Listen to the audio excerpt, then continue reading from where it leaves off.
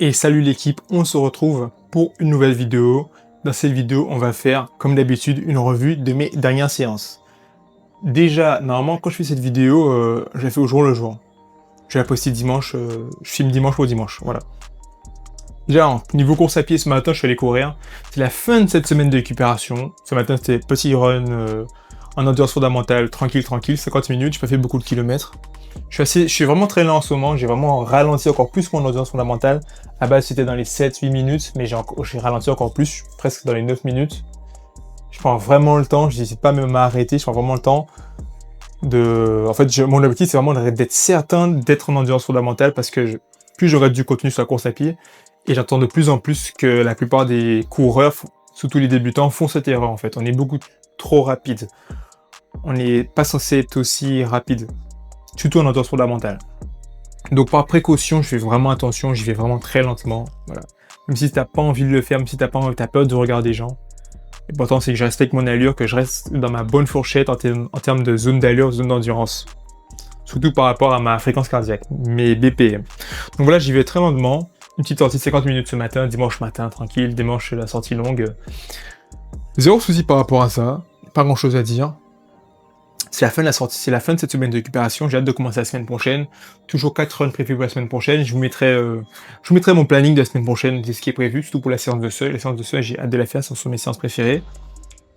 Donc, et je sens que le gros de ma progression en course à pied, il va se faire dans ces deux blocs qui arrivent là. Quel bloc je pars?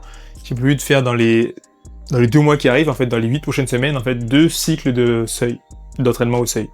Donc en fait là, je pense que j'ai une grosse marge de progression qui arrive pour les prochains mois. Donc voilà, retour au travail. Je suis assez content.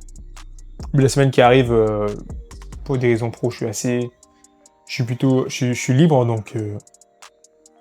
Enfin voilà quoi, je vois le temps de m'entraîner, ça va être vraiment pas mal.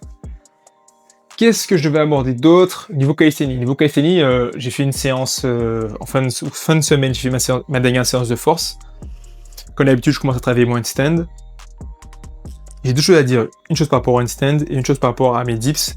Les tractions lestées, j'ai fait un cluster. Cluster, ça veut dire que je fais par exemple 2 reps, j'attends quelques secondes, 2 reps, j'attends quelques secondes, 2 reps, j'attends quelques secondes, 1 rep, j'attends quelques secondes, voilà. J'ai fait un cluster, j'ai passé les reps à 37 kg. J'ai plus combien j'ai fait, 3 ou 4 reps, je sais plus. Voilà. Je suis assez content. J'ai vraiment fait attention par contre à bien mettre le menton en haut de la barre et à bien déplier mes bras pour avoir le mouvement pour faire le mouvement dans toute son amplitude. Parce que n'oubliez pas que si vous ne travaillez pas votre mouvement dans toute son amplitude, les parties du mouvement qui sont pas bien travaillées, ce seront des faiblesses. Par exemple, vous allez augmenter la charge, vous allez travailler beaucoup plus de force, beaucoup plus la force, vous allez gagner en force de l'exercice, mais vu qu'il y a une partie du mouvement que vous faites jamais, vous serez beaucoup plus faible sur cette partie. Par exemple, peut-être en bas ou en haut du mouvement, vous serez plus faible. Et ça, c'est quelque chose qu'on veut vraiment éviter.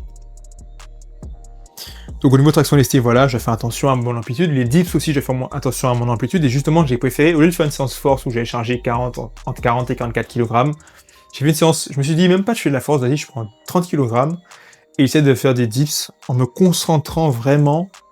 D'ailleurs, j'ai pas de douleur à l'épaule, ça veut dire que la séance s'est plutôt bien passée. Ça fait plaisir d'ailleurs, je reprends l'info, je fais attention. Du coup, j'allais dire que je fais des dips en me concentrant vraiment, je vous mettrai les images, en me concentrant vraiment sur l'amplitude du mouvement, essayer de bien descendre, pas descendre trop en bas. Il y en a qui le font, hein, c'est pas si dangereux que ça, faut vraiment juste s'y habituer. Vraiment faire une vraie surcharge progressive, faire très attention, mais ça se fait. Hein. Allez voir les vidéos de la méthode Fontesque. Je crois que c'est comme ça que ça s'appelle la chaîne YouTube, enfin bref. Et lui aussi, il descend bien ses dips et il a pas de souci avec ça. Et c'est un jeu lourd. Du coup, je me suis dit, les dips, allez, je prends que 30 kg, et je me concentre vraiment sur ma forme, histoire de travailler le bas du mouvement, c'est là où j'ai ma faiblesse quand je suis en bas, et après je remonte. Ça s'est plutôt bien passé. Je le mets handstand, c'est amusant parce que là je commence à travailler mon handstand push-up, donc je mets beaucoup plus d'intention dans mes handstands, donc je lance des handstands, et j'essaie les handstand push-up. Donc ce qui est amusant, c'est que... Ce que je trouve amusant, c'est que, ok, je pensais que je ne pouvais pas essayer les handstand push-up parce que quand j'envoyais mon handstand, j'arrivais pas toujours à bien le tenir, mais j'y arrive de plus en plus. Il faut que je travaille plus, il faut que je mette plus d'attention justement dans mes handstand push-up. Du coup, je commence à envoyer mes handstands et à descendre un peu. Et à un moment, j'ai essayé, je vous mettrai la vidéo, je crois que je l'ai. J'ai essayé de descendre et dans ma tête, en fait, j'avais réussi le handstand push-up, j'étais descendu super en bas et tout. Je suis remonté, j'ai arrêté le handstand. Et j'ai fini et tout, j'ai filmé, j'étais en mode putain, je suis trop content, j'ai réussi un tel push-up. Je regardais la vidéo après, non, du tout. En fait, j'ai comme si j'avais fait 2 centimètres après. Et après, j'avais arrêté. Et vu que je suis littéralement sur les mains, du coup à l'envers, un stand en poirier, quand j'ai descendu, j'avais vraiment l'impression de faire un vrai plongeon, mais en fait, j'ai à peine bougé la tête en fait. Donc ouais, les ressentis sont vraiment différents. Après, c'est un début en force, c'est un début quand même, c'est à apprendre. C'est mieux que d'en avoir rien fait, je me dis. Certes, mes ressentis, j'ai pensé que j'avais vraiment réussi à passer la rep, hein, à passer un handstand push-up, mais finalement c'était pas ça. Mais c'est mieux que rien. Après, quand je fais des handstand push-up au mur, même dos au mur, surtout dos au mur, j'ai un peu peur face au mur. J'ai déjà la force pour les faire, j'ai déjà les épaules faites. J'ai déjà des années que je fais des dips, des tractions. J'ai déjà fait du handstand push-up au mur. J'ai déjà montré sur la chaîne, j'ai même montré dans mes shorts. J'ai déjà la force pour soulever mon corps. En tout cas, je suis pas assez près, quoi. Je suis pas loin. J'ai déjà la force dans mes épaules, largement. Donc je suis pas inquiet, là, c'est vraiment juste prendre la routine, prendre l'habitude. Je suis pas inquiet du tout, donc je pense que les prochains mois vont être vraiment décisifs dans mes entraînements. Et j'ai vraiment hâte de vous partager ça. Enfin bref, c'est tout ce que j'avais à dire pour cette vidéo.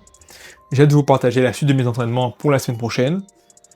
N'hésitez pas à me dire ce que vous en pensez dans les commentaires et on se retrouve pour une prochaine vidéo.